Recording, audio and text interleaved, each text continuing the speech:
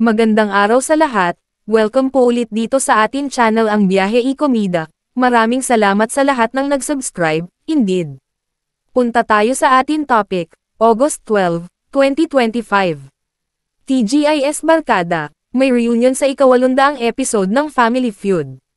Ngayong Biyernes, August 15, ipagdiriwang ng award-winning game show na Family Feud ang ika-800 nitong episode at tampok dito ang nakaaantig na reunion ng isa sa pinakasikat na barkada sa kasaysayan ng Philippine Television ang TGIS.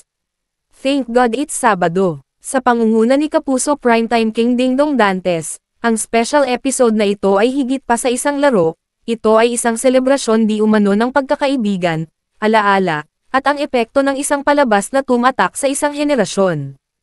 Maglalaro para sa Team TGIS ang original batch nina Michael Flores, Shara Soto, Bernadette Allison, at Maybelline de la Cruz.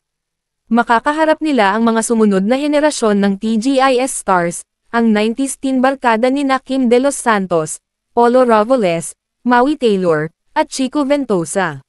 Sa nasabing episode, bibigyang pugay rin ang yumaong si Red Sternberg, isa sa mga minahal na miyembro ng cast. Present sa studio ang pamilya ni Red upang alalahanin siya at ang pamana niyang iniwan bilang bahagi ng TGIS family. Samantala, patuloy ang Family Feud sa pagbabahagi ng biyaya hindi lamang sa celebrity players at sa kanilang mapipiling charity, kundi pati na rin sa dalawang maswerteng audience members.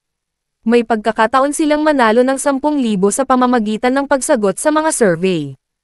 Pati ang home viewers ay may tsansang manalo ng pera sa bawat episode sa pamamagitan ng Guest to Win promo. Araw-araw, 5 winners ang makatatanggap ng 20,000 bawat isa, para sa kabuoang daily prize na 100,000.